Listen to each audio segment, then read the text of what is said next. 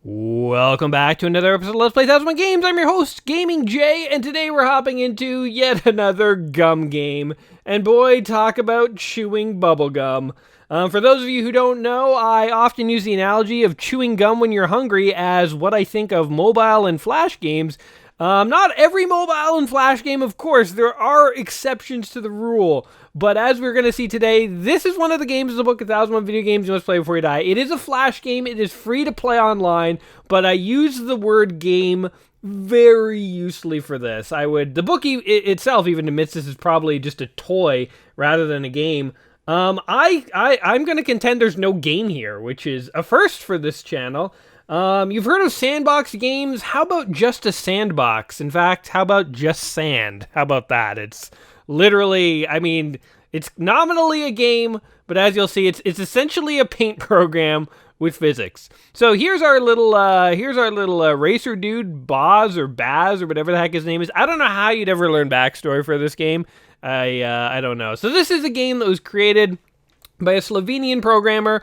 It was just sort of like something he designed, and for what it is, it's actually fairly interesting. But anyway, you can just sort of like draw lines to your heart's content. So you can go ahead and, do like a line like this. Then maybe you're kind of feeling like, maybe like one of these. And, maybe we'll do even one more. Look at this. How about one of these guys? One of these. And we'll have even one more thing like this. Okay, so you go like this. Boom. All right, I am playing Line Rider. Then you go ahead and you just click play. And off he goes on adventures. And my first attempt was a horrible failure. So then you kind of got to go in here and you got to say, oh, okay, well, we better erase some of this stuff. Let's get rid of this. It was all in the way. Okay, now you hit play. And lo and behold, now he goes on a jump and falls to his death. I was hoping he would like jump a lot farther, actually. He's really not going far at all. Okay, maybe we gotta like redo this. Start fresh. Yes, I have. Do I want to save these changes? God, no. All right, off. Here, this time we're gonna create like a super steep line, and then we're gonna have the guy fire off into space. And oh, he like fell off of his thing and broke and died, and he's lying in a ditch. And now it's the movie where James Franco had to eat his own arm to save himself. Okay. This game reminds me of, what was it, Wacky Wheels? It's sort of like Wacky Wheels, but even like less of a game. Wacky Wheels, for those of you who don't know, is basically a kind of funny flash game where you take control of people who are like in everything from like, I think it's like everything from racers to like people who are in like medical wheelchairs, and you have them just go on like zany, crazy adventures trying to like do crazy jumps and stuff, and their body parts fly off. Like that's more of a game than this, I would say. So we go ahead and hit play. Oh, he always falls off his scooter. He doesn't even make that jump. Are you kidding me? So strap in for a short video today, guys. I don't know, like, all the stuff that I can do with this game. I mean, like, okay, how about we go like this? How about this? Would this work to sort of get him started? All right, so that seems semi-promising. So, all right, I'm going to go ahead and kind of draw randomly here. I just want to get him to do one jump today. And then I think we got to call it with this one, because, like, I've never played a game that is so little a game, but that looks semi-promising. All right, I'll keep elaborating on this. So this game, when it was produced, remember, game is in quotation marks whenever I say it. This game was all over the internet when it came out. It appeared on like Yahoo.com. It appeared on Time Magazine's website. This game was even featured in McDonald's snack wrap commercials from 2008. And I mean, I don't even know what that would look like, to be totally honest, but it was featured. And so I guess you saw this little guy doing his thing. Whee! Okay, so we're making some progress here, I guess. To what end? I have no clue. Let's experiment with these things. So how about red?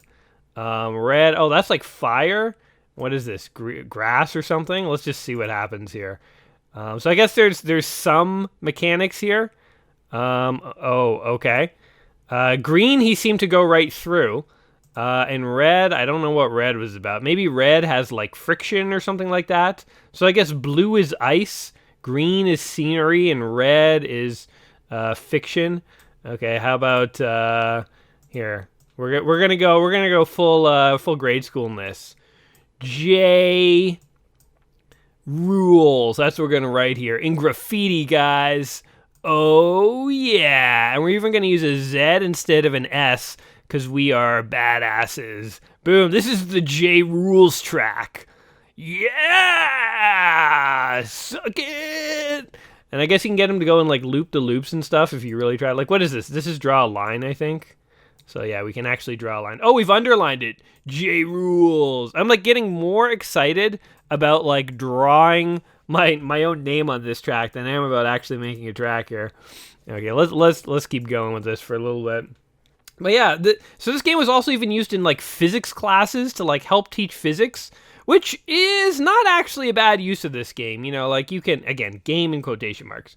You know, like at least it's used for something there that kind of makes sense. But I don't know, man. Like, I know that Minecraft has been used for educational purposes and stuff, but like that's Minecraft. There's way more game in Minecraft than there is in this. Minecraft is like playing with Lego, only there are rules. This is like playing with Play-Doh, only there are no rules. Oh, he like broke his legs. Hold on. I think there's a way to like see all the spots he went. Hold on. Can we get this going?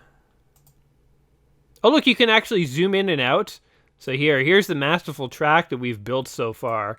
Oh, this is, I think, is this how we get it? Hold on. Yeah, there you go. So you can like see where he went last time and where he's gonna go this time. Okay. So he kind of like, he like dies over here. So let's see if we can like rescue this little SOB. And then we'll like, I don't know. Boom, there. Exciting stuff, right, guys?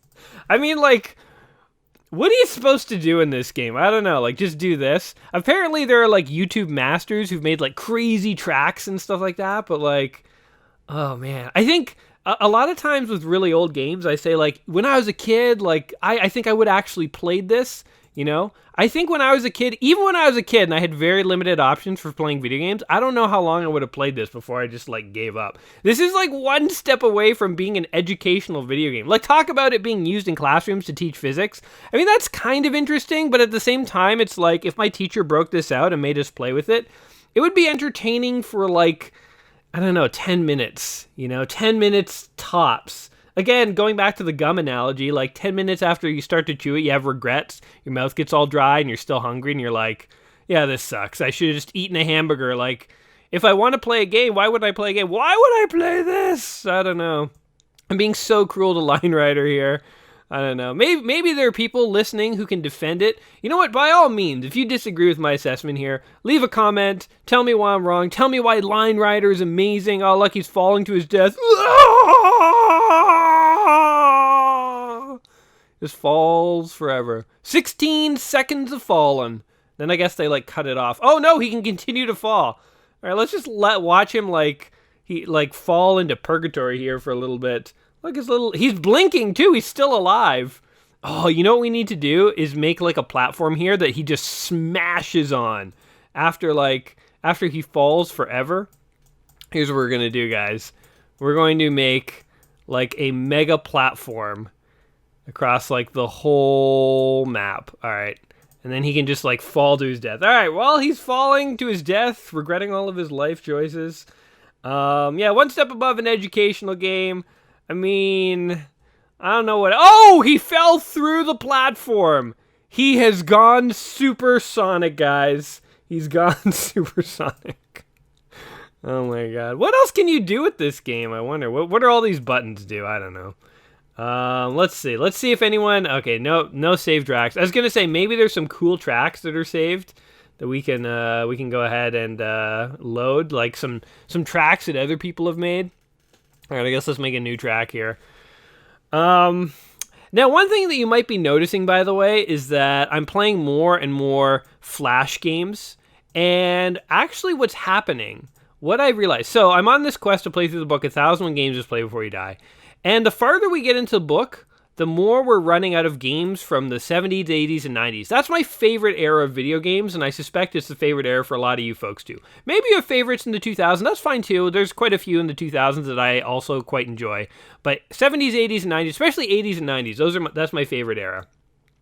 And the book itself, however, doesn't, I think, give enough time to any of these eras. It spends a lot of time in the 2000s, 2005, and 2010s. Now, what I've done specifically, intentionally with my playthrough series here, is I've kind of staggered the games such that the games from the 2000s and 2010s won't start appearing till later in my series. However, we're in the fourth year, we're starting to get to the point where we're going to see less and less games from the 80s and 90s. We're going to have to see more and more games from the 2000s. And it turns out that within the 2000s and 2010s, they have a fair amount of mobile and flash games, which surprised me. I always knew that one of the criticisms of the book is that it has too many sequels and not enough games from the classic retro era, the 80s and 90s, which is, what I just said.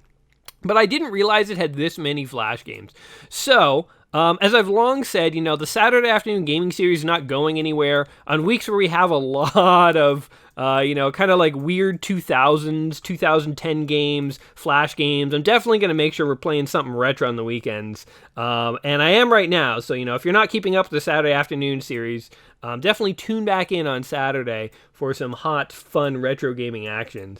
But during the week, we'll continue to explore the book, and we will get retro games here and there. But if you're wondering why I'm playing more like Android and Flash games in the past several months, not that I'm playing tons of them, but like more have shown up on my channel in the past couple months than I think the entire history of my channel before that. I'm just making like a giant pit for him to fall in, by the way. Like, this is like literally, I have nothing else to give him at this point. I have nothing else to offer this guy. We're going to put multiple lines so he can't fall through the ground again. All right, let's see what happens here.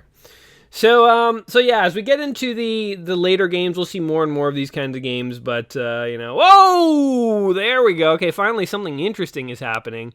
All right, now I just want to like punish this guy. I just want to do like the most damage I can to him. So we're going to set up a series of lines here and have him smack into a brick wall. I'm like taking my frustrations out on the book's game choice with like this guy. Poor little Baz or whatever the hell his name is. He doesn't deserve this cruel fate. This is going to be awesome though. All right, guys, enjoy this. Interesting little side note though about the book. So we're actually playing... Oh, he just flew right through that wall. Okay, we need more lines. The book had multiple revisions, actually, and I'm playing with the very first revision of the book. So if you're wondering what version of the book I'm working with, it's the very first version. And interestingly, in the later revisions, this game is not in there. And a number of the Flash games and mobile games have actually been removed. I think that this was a conscious choice by the book's authors to sort of right some of the wrongs the first time they wrote this book. And I actually completely agree with that. Now, I don't mean that this for every single Flash game, but for the most part, I think Flash games and mobile games... What? He's just flying right through that. That doesn't make... That's so annoying. I want this to kill him. Flash games and mobile games, I think, don't make the best games. Like, I'm not saying that there's no Flash games that are worth playing or there's no mobile games worth playing, but when you're comparing them to, like, real games on consoles or PC or Mac or DOS or Apple II or whatever... it's like games that are made for actual systems are just better games. I mean, I'm sorry to be the one to have to tell you this, but like this is the kind of game that would entertain my aunt, or like my mom. This is the type of game that my mom would find on Time Magazine's website and be like, oh, look at this, a little game with a stick man, and she would click on it. But even she would tire of it in like 10 or 15 minutes. Like there's just not much. There's just not much to say about it. So I think the book's decision to remove these Flash games from later revisions, we're starting to slow them down, was actually wise. Was actually a smart move. And I'm glad that they did it because these games they just don't stand up. Like, what am I supposed to say about this game? It's in the book, 1,001 Games Just Play Before You Die. Should you play this game before you die? Absolutely not.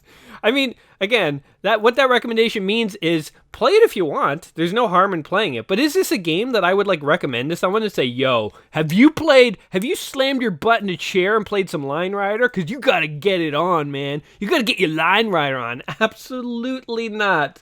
Absolutely not. Again, it's not even a sandbox game. Oh, that shot him out faster. It's merely sand. It is the gum of video games. It is, I don't know what to say. I don't know what to say. This game had a sequel. I guess that's another bit of trivia for it. As we continue to watch this guy just sort of flail off into infinity. This game had a sequel, Line Rider 2. It was for the Nintendo DS. It took the concept of this game and actually added puzzles and levels and stuff you had to solve. That's at least a game. And I would actually say, good for them. This feels like a prototype of a game. This isn't even alpha. This is like a prototype. So there you go. I don't know. There's the world that we made. We gotta sign it. We can't do this. There's one thing I won't do with this series, and that's play these games half-assed, good or bad. I will make every attempt to give a game a fair shake, but we definitely gotta make sure to sign our map. So that everyone knows who the boss is, who's in charge. J rules. All right, and let's watch this guy one more time. Just looking at my notes here, I'm like, what else? I'm scraping the bottom of there. What else can I say about this game? You know what? I've ragged on this game for 15 minutes. I will say one thing positive about this game, and then that's that I do see some value in this. This game is like playing with Play-Doh. You can create some crazy tracks and stuff. You can have some fun. If you just want to kind of be creative, I could see that. But as I said, I think it's the kind of game you're going to get bored of quickly. Compared to every other video game out there, it's just meh. It's meh. There's very few games that I've said, definitely should not have been in the 1,001 Games Just Play Before You Die book, but this is definitely one of them. It's an interesting sort of footnote in gaming history. Because it ended up in a McDonald's commercial, I guess. What other game was in a McDonald's commercial? I mean, that is a claim to fame. Don't get me wrong. And it is interesting. It was used to teach physics, and if you like going and messing around this, by all means. I'm not trying to poop on anyone's parade here, but at the same time, what are you supposed to make of this? This is so barely a game that it in fact isn't a game, and that's my thoughts on it. I don't know. You know what? Tell me I'm wrong. Fight with me in the comments. Express your opinion. Please feel free to defend this game. On the other hand, if you completely agree with everything I said, that is an option too. I'm kind of at the end. I'm kind of at the end. It's like I tried to experience everything this game had to offer, but what else is there? He's even bored. He's just flying around blinking. Here, let's do one more map where we just don't even do anything. Okay, this is just us totally giving. Oh no, wait, actually we want him to fall off his sled because we want this guy just sort of we want this guy just falling into the abyss. All right, there you go, buddy. Boom. And all right, this is how we end the video with little Baz here just flying off in eternity, just regretting all of his life choices. And yeah. So what I promise you guys is that the next game that I play will actually be a game. This was such a random selection for the book. I don't know.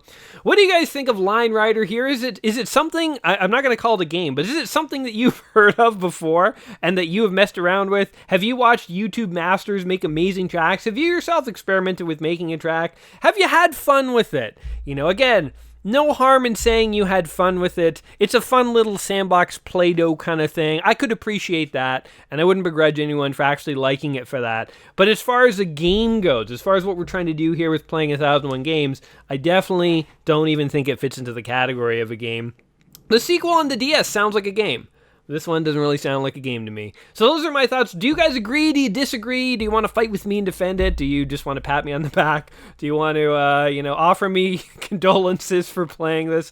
Whatever the case may be, let me know in the comments. And as always, guys, whatever we think about Line Rider collectively, I think we can at least have a smile on our face and say, whatever, it was fun watching Jay rant today. Hopefully I made today a little entertaining for you. Put a smile on your face at some point. If I did, then I think Line Rider is a success, and I think you should slap that like button to let me know that I gave you a chuckle. And I will be back soon again with a real game, so don't forget to tune back in again soon. And until next time, my friends, you all take care of yourselves, and peace.